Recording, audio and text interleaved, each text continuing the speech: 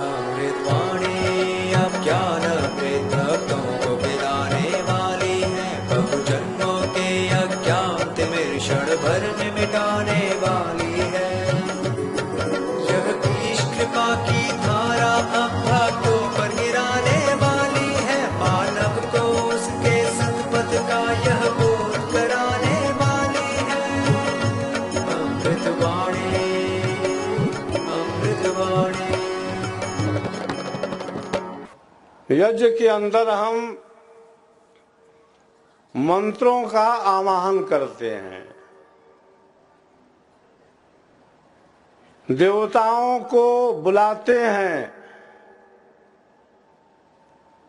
देवताओं का भी आवाहन करते हैं। जितने भी मंत्र हम बोलते हैं यज्ञ हवन के समय में, सभी मंत्रों के ऋषि भी अलग अलग होते हैं। आज हमने यज्ञ हवन के माध्यम से ऋषियों को याद किया।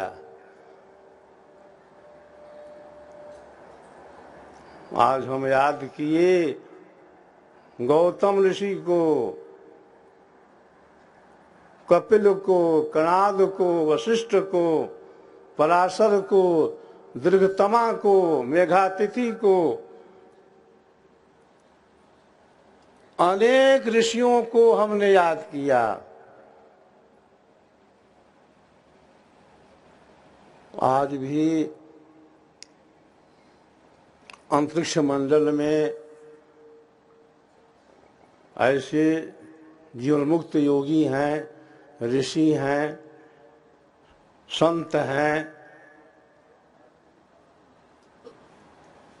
जो मंत्रों के आवाहन से प्रकट हो जाते हैं। प्रकट होने से मतलब अव्यक्त रूप से जहां पर यज्ञ हवन होता है आ जाते हैं। क्यों आते हैं? प्रसन्न होकर के आते हैं। क्यों? क्योंकि उनको हम मंत्रों के माध्यम से याद करते हैं। हमारे याद में इतनी शक्ति है, इतनी ताकत है कि आशीर्वाद देने के लिए वे स्वतः अव्यक्त रूप से हमारे बीच विराजमान हो जाते हैं। हमारी कामनाओं की पूर्ति करते हैं। उनका आशीष मिलता हमें है, वरदान मिलता है। इस शरीर के अंदर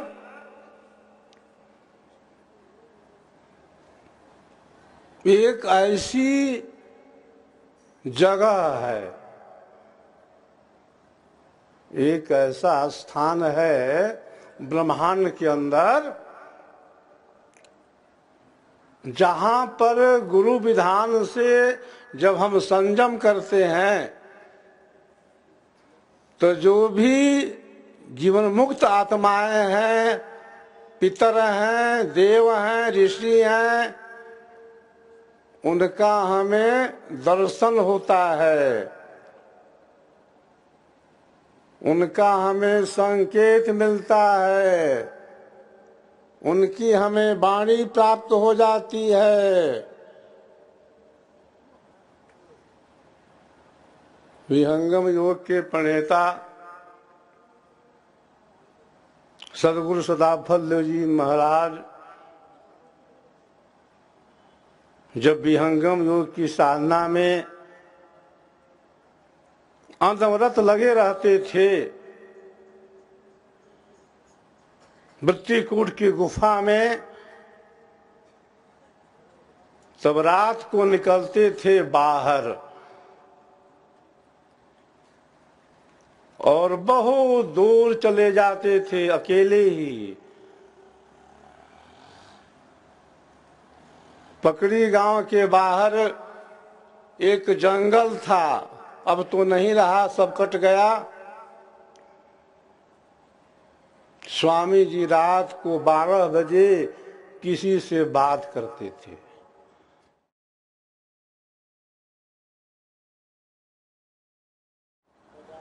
गांव के लोगों ने एक बार स्वामी जी का पीछा किया कि स्वामी जी रात को 12 बजे कहाँ जाते हैं, क्या करते हैं।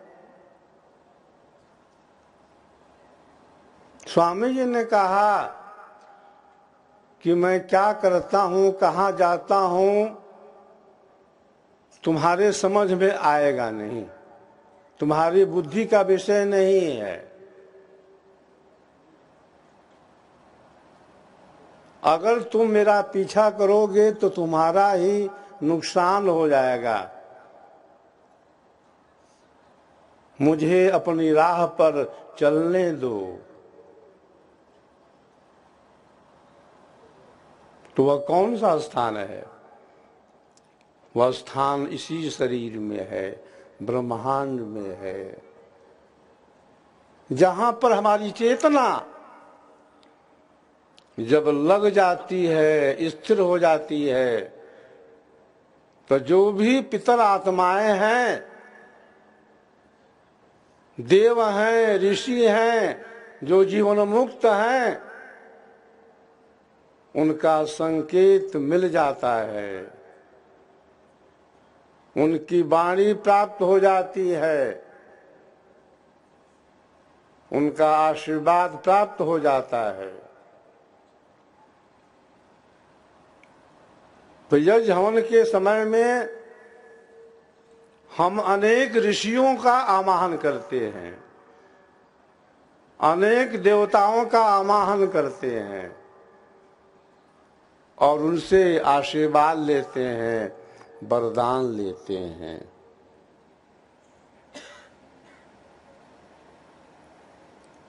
यज्ञ हवन के अंदर हम प्रार्थना करते हैं सूर्य देवता से, चंद्र देवता से, वरुण से, कुबेर से, अनेक देवताओं का हम आह्वान करते हैं। यह जो पृथ्वी है, इसकी संज्ञा देव नहीं है, इसकी संज्ञा माता है। पृथ्वी माता का भी हम आह्वान करते हैं, उसकी भी पूजा करते हैं। जड़ देवों की भी पूजा की जाती है। यज्ञ में, हवन में घड़ी, नक्षत्र, देव सबकी पूजा करने का विधान है। सूर्य, चंद्र सब क्या है? जड़ देव हैं। इनकी भी पूजा करने का विधान है और हम वेद मंत्रों के माध्यम से इनकी पूजा भी करते हैं।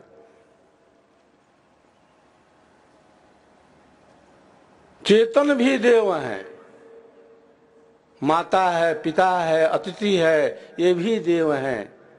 इनकी भी पूजा करने का विधान है वेदों के अंदर। मातृ देवो भव, पितृदेवो भव, अतिथि देवो भव। माता, पिता, अतिथि ये क्या है? इनकी भी देव संज्ञा होती है। यज्ञ हवन के अंदर हम प्रार्थना करते हैं प्रभु परमात्मा से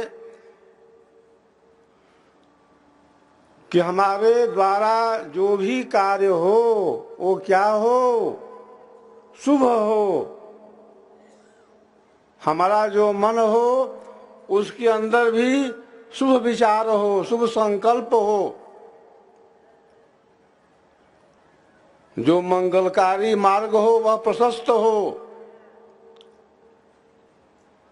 जब तक हम संसार के अंदर जिए हमारा जीवन सुखी हो, हमारे परिवार में अमन, चैन, शांति हो। हमारे घर में लक्ष्मी का वास हो, धन का आगम हो।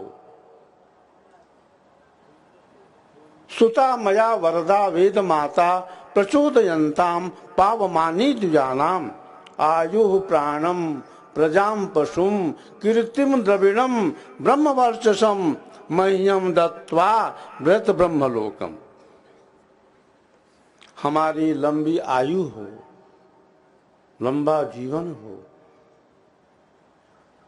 घर में लक्ष्मी का वास हो, धन हो, वैभव हो।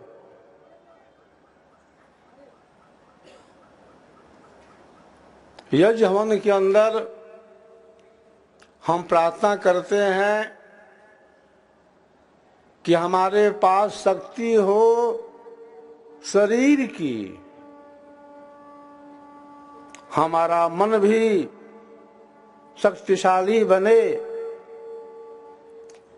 मन के अंदर दुर्बल विचार न आवे, दुर्बल भावनाओं का नाश हो, हमारी मानसिक शक्ति का विकास हो, हमारा मनोबल बढ़े।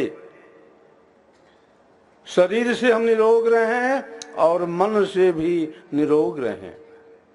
हमारी बुद्धि का भी विकास हो, हमारे प्राणों में भी ओज हो।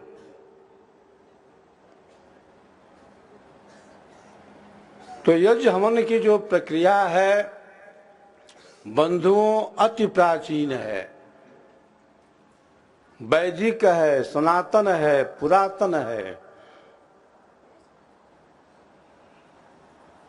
विहंगम योग के प्रणेता सदगुरु सदाफल जी महाराज ने जब ब्रह्म विद्या विहंगम योग का प्रचार आरंभ किया तो इसके पहले 1,00,000 मंत्रों से आहुतियां डाली थी, 1,00,000 मंत्रों से हवन किया था। तो हवन की जो प्रक्रिया है विहंगम योग में पुरातन है। सदगुरुदेव महाराज ने यज्ञ का विधान बताया है। यज्ञ हमें करना चाहिए। वेद कहता है प्रतिदिन यज्ञ करो,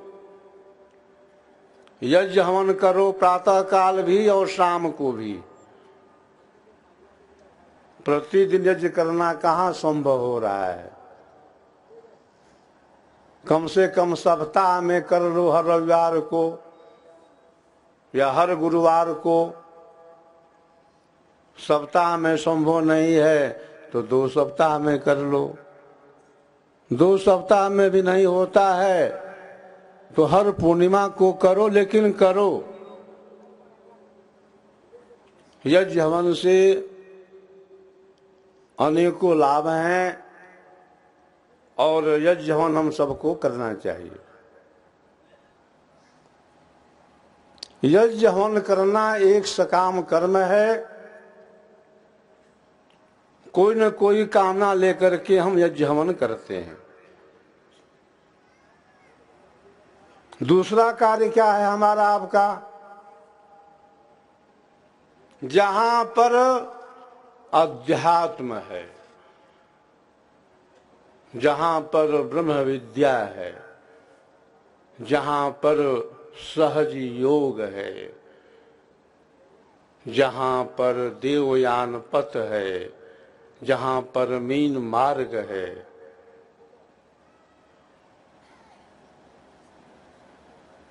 यह अपने लिए है। इसका संबंध शरीर से नहीं है, इसका संबंध प्राणों से भी नहीं है, इंद्रियों से भी नहीं है, देह संघात से नहीं है। इसका संबंध केवल जीव से है, केवल आत्मा से है। तो दूसरा कार्य हमारा है अपने को पहचानना। अपने स्वरूप की प्राप्ति करना।